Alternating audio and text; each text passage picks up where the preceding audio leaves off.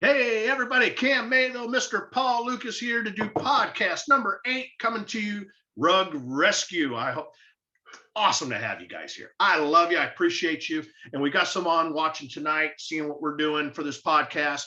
We want to kind of remind you guys what this is about. This is simply the calls that we get through the week. It might be a call about viscose, it might be a call about silk, bleeding, crocking, it could be anything. Moths, what do we do? How do we deal with it? It's the calls that we get on a daily basis. And we're trying to break down that call a little bit more to you guys. You guys hear us on the Rug Room Live, talk about things and what would you do? But we're hitting the subject, solve the problem quick, and we tell you how we solved it. But we don't really tell you how we got there. And sometimes we want to talk about that a little bit more because we want you guys to be able to think about that a little bit more in case you can't get a hold of one of us and you've got to figure out the problem. So we really hope you enjoy this. Again, this is podcast number 8. This is a situation I had very recently, and we're going to talk about this a little bit. I'm going to read to you the text and how it went and what we did and all that good stuff. And if you have comments on it, anybody who's here tonight, you can do that. If we have a chance, we might try to address it. But we really appreciate the feedback. And if you're watching this, subscribe to us, hit the like button, all that good stuff. We truly, truly appreciate it. So let's get on with it. Matthew Strader down in Florida, awesome cleaner. He's come to our class, very good student, really caught on to things really well. And I talk to him every now and then when a little something pops up, but he's always sharp. He's always on top of it. And this was a good one he threw at me. And I'm going to read to you a little bit about what it is. And this was a text that I got from him. He called, but I wasn't able to take his call. So we started going back and forth texting. Very large viscose rug. Cam, it will not fit in my spinner. Washed with rayon rug shampoo, dried it with a water cloth and a wand with the truck mount. It was 100% dry when I came in the next morning, which was 12 hours. Now that's not bad, folks. 12 hours, that's good timing. The rug brown like crazy, but not only did it brown like crazy, it's stiff as plywood, he said. So now I go into triage. I start asking the questions, Paul. One of the first ones that I kind of got into right out of the gate, and some people might wonder why I asked this. I said, can you fold that rug in half and roll it? Now, the reason I asked that was, I know he has a Turkish spinner. Okay, I'm not saying anything wrong, but I know the cylinder's maybe not as big.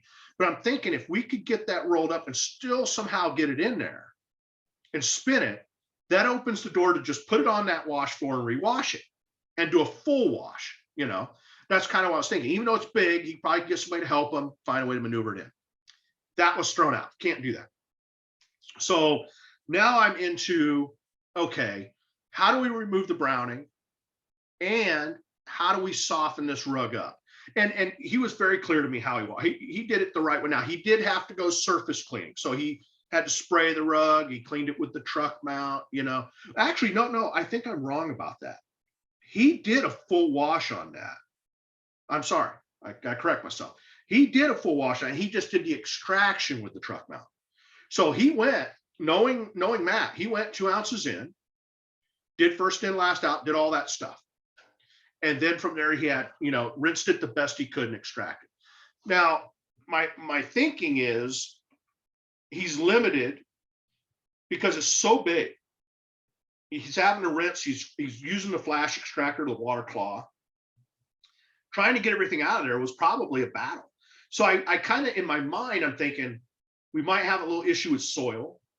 We have a little issue with the lignin, and we have an issue with the viscose stiffening up. So we've got kind of 3 battles that we're kind of dealing with there. Now, as the conversation went on, my comment to him was, and we even talked about the diameter of the cylinder in the spinner, trying to find a way to make that work. He asked about Silk Rug Revitalizer. And right away, I shut that down. I went, no, that's not the direction we want to go.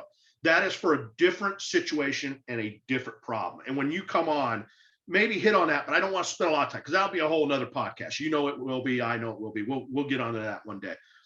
I went back to, I said, Matt, what we need to talk about, I think, is silky soft, hydrogen peroxide, maybe even taking LST and comboing it up with the peroxide. spraying everything, a light bonnet, very careful, very light bonnet.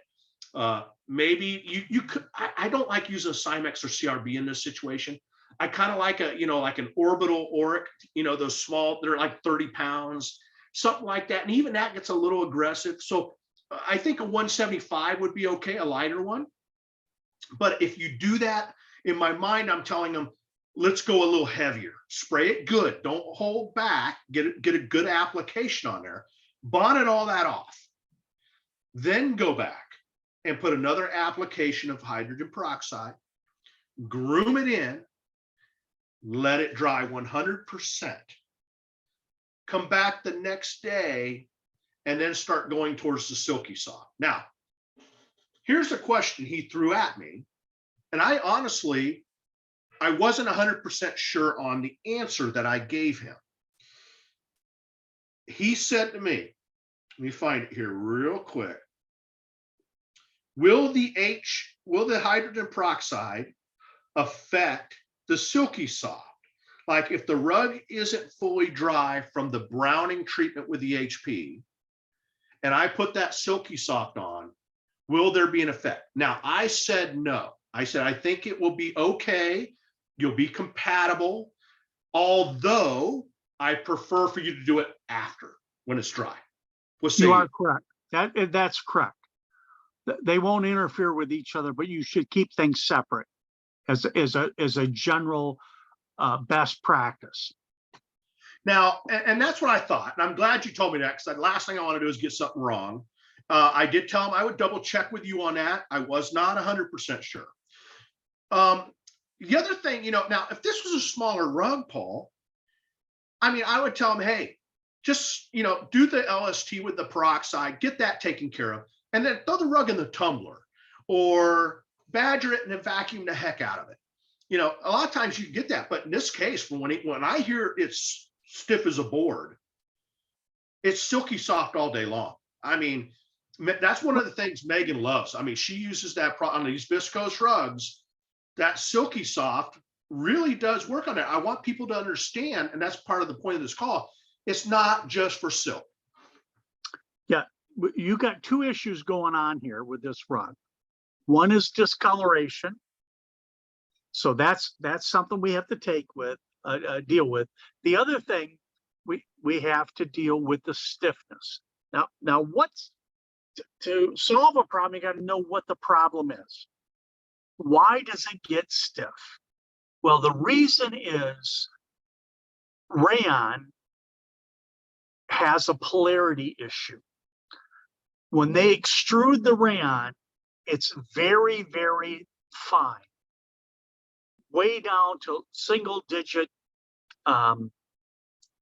sizes. So the denier is single digit, 9, 8, 7, 6. And the reason they do that is because they're trying to make people think it's silk. Now, silk has a denier of about 1.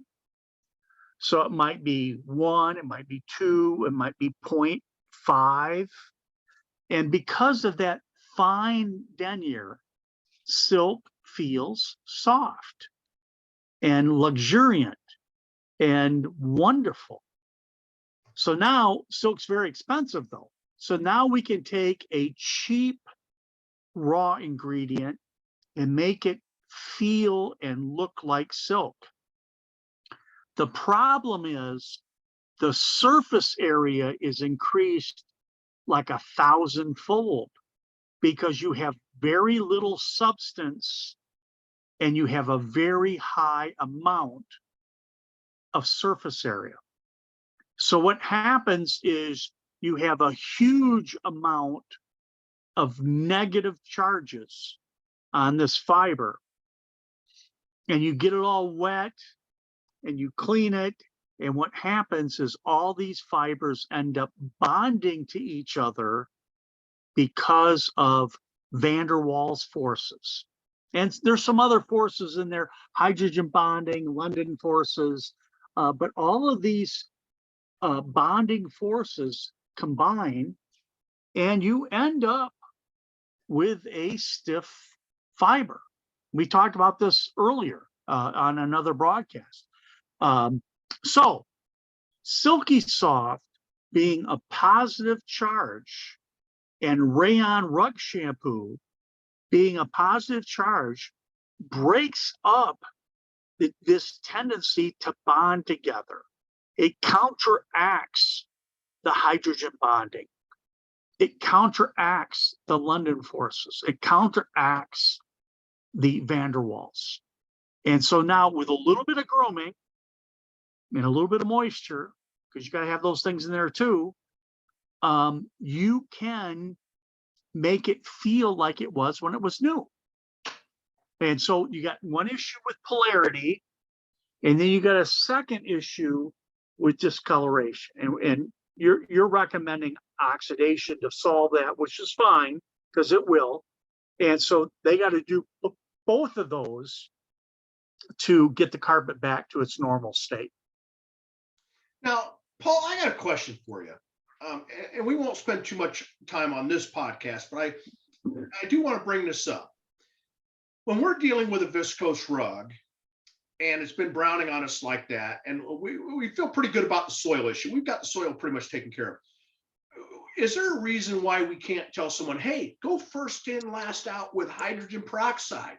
Go ahead and spray the whole rug with that and then start washing. Why couldn't we do that?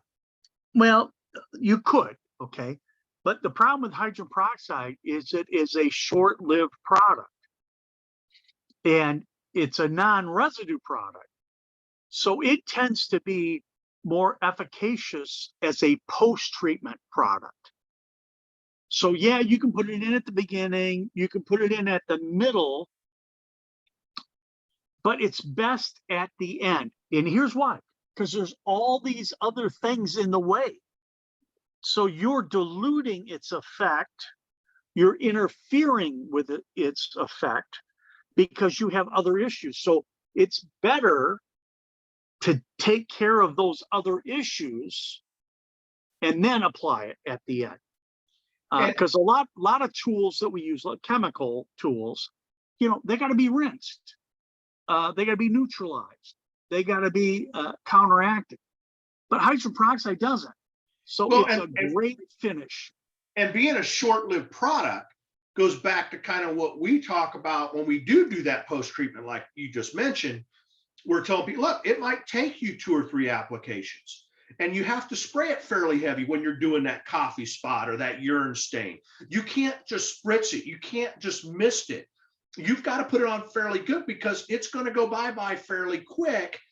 So you've got to get a good application. And sometimes, yeah, it may take 2 or 3, but you're not doing the damage that you would because of it being short-lived and it's doing its job fairly quick.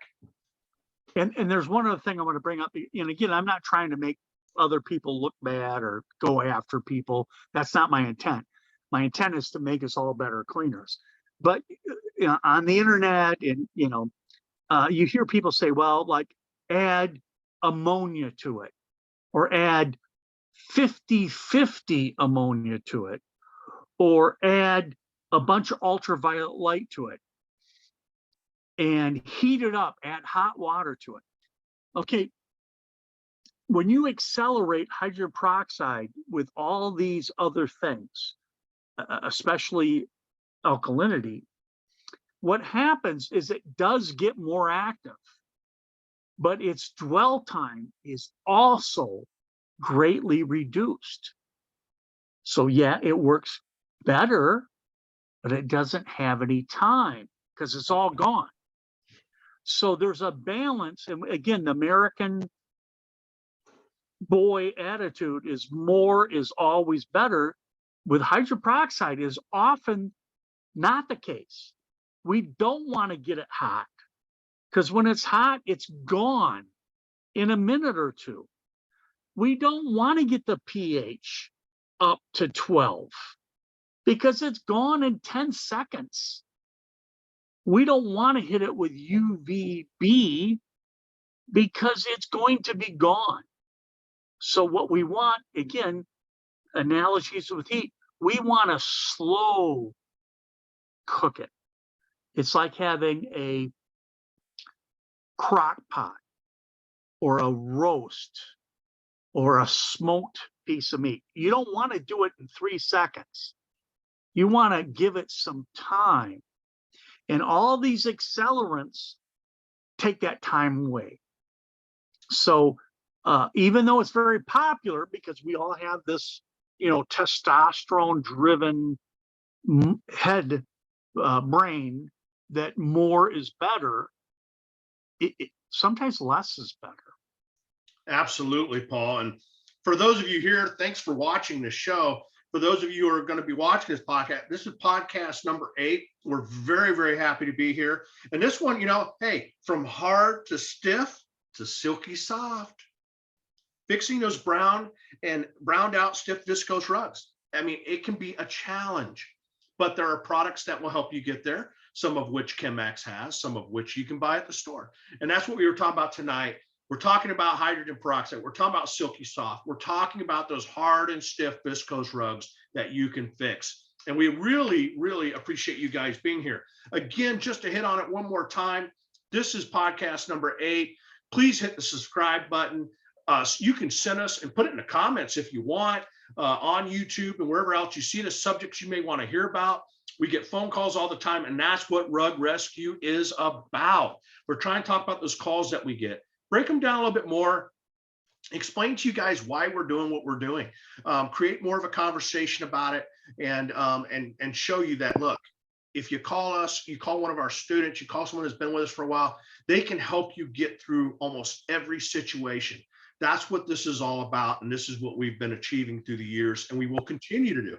I was just saying today, Paul, I think I've been hanging out with you for 10 years. I'm starting to think it's been a little bit too long. No wonder I feel so old. I do tend to do that to people. I mean, when I met Brian, he was 23. I mean, now the guy looks like he's 70. I mean, I feel bad. I messed them all up, So, but hey, I want to say thanks, not only to you, Paul. We're almost to number 10. We've got a couple more to get there. And we've had so much support, like people like Brian and Frank and Stacy and Darcy and people who are here tonight watching what we're doing, going, what are these clowns up to? And we truly do appreciate you. Go ahead, Paul.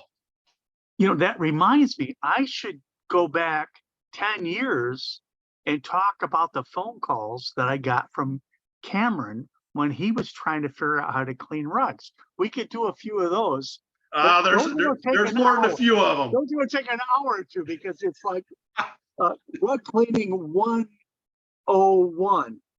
Oh, I tell you what, there's definitely quite a few of them. And you know me, Paul, I'll be the first to admit every single one of them. And you know what? We should have Lynn come on one night and talk about one of the hardest ones I ever had to make a call on. It was to her and Wade about 3 silk rugs I did. But that's for a whole nother night. This was podcast number 8, those hard and stiff viscose rugs, how to make them silky soft. Hey, thanks guys for being here. We appreciate you so much. Hit that like button, hit that subscribe button. Please support us. We truly appreciate you. Watch these podcasts. And if you have any comments, questions, anything, please throw them out there. We'll be here to help you. Check out the Rug Room Live. Check out ChemMax. Check out rugwashpros.com for more podcasts. Thank you guys. Take care. Keep it clean. Good night. Thanks for coming.